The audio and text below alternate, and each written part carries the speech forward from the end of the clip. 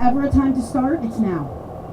We live in a blue state with 9.5 million people, and there are what equates to basically a handful of us that are speaking up and fighting back. I get so many messages from friends and family saying how proud of me they are for speaking up and protesting and doing rapid response. But to be honest, I don't want to hear it anymore. I don't want them to send me messages about how proud of me they are. I want to be proud of them. I want them to get up off their asses, get their heads out of the sand, watch the fucking news. It's stressful. My anxiety is at an all-time high, as I'm sure a lot of us are. But it's because we're aware and we know what's going on. And my message to them is that, also, the algorithm is not sending you what you need to see. We are seeing things because we look for it. The algorithm is actively trying to make sure you don't see these things. And I know better than anyone really how hard it is out here. I've lost friends and family members from my life for standing up for myself, for civil rights, for human rights. But on the other side of that loss, I have found the most amazing people, the people that fight for the same thing that I do.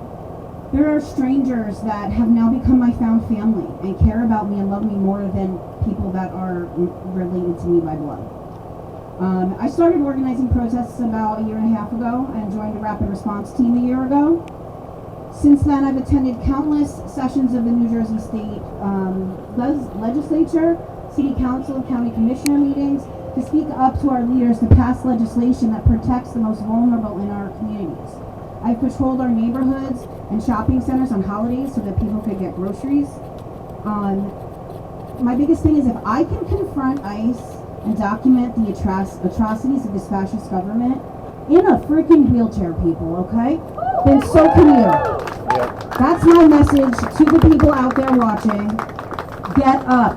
Do something. I don't want to hear the excuses, honestly, because I'm putting myself in danger. We all are putting ourselves in danger being out here. And we need to start talking about it more with the people in our lives. I talk about it at work all the time.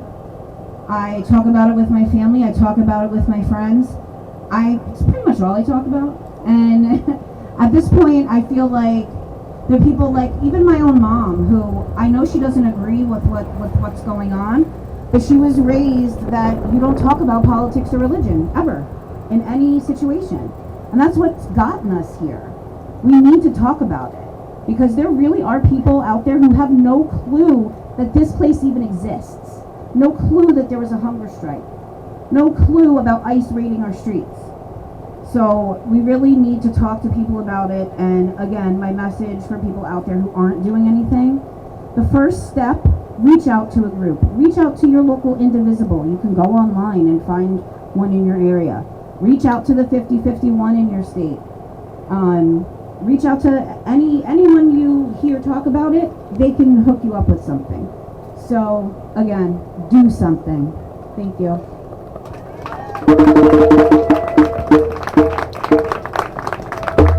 If we don't get no justice, then they don't get no peace. If we don't get no justice, then they don't get no peace. If we don't get no justice, we don't get no peace. If we don't get no justice, They don't get no peace. if we don't get no justice, They don't get no peace. if we don't get no justice. They don't get no peace. Hi, thank you. Get that energy. My Yeah. name's Tiffany. I am in the network of rapid response and patrol across a huge section of New Jersey. Sometimes I feel like an imposter. I literally work at a restaurant. Alright? I'm a manager for a restaurant. And I do all this stuff, and I help with trainings, and I take people out, and I do this work, and I'm in all the way. And it does feel like I'm living some surreal life sometimes, because who the F am I? Who am I that I'm doing this like I know anything about anything? But what I do know is that human rights are not negotiable. Faces, names, feelings. We are a universal people.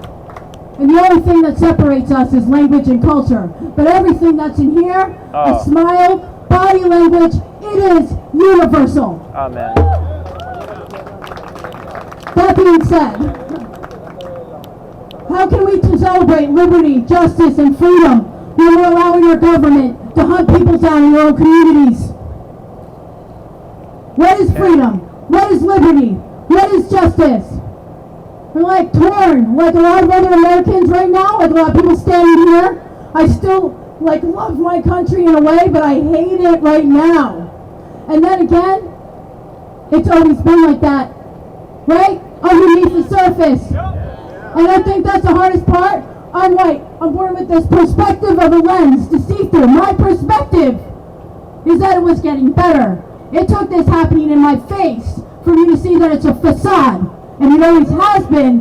And I'm ashamed of that a little bit. But it hasn't changed how I see the world. I've never seen people as less than. I've never seen anyone as different. I'm still the same person I always was. Just finding out that it's a little bit of a lie, isn't it? Because people with a different lens of perspective have experienced this country in a very different way for centuries. Yeah. It's disgusting. It really, truly is disgusting. But at the end of the day, I do still see the American flag as some kind of symbol of hope. That's what it means to me. Hope that it can be better. People don't come to this country because it's shit, right? We come because there's hope that it can be better, that they can have something safer, that it can be better for their children. But what is hope without action to change? It is nothing but fantasy. It is nothing but fantasy if you don't go to the hope and make it real. And I do hope that. Sometimes I do feel a little bit hopeless. But then I look around at all the people across this country that have stood up, and they cannot get us all. There are a lot of people like us. There are a lot of real Americans that have stood up. There's just not enough. The blindfold of apathy is slowly killing this country. I had someone in a presentation ask me, when is it going to be enough?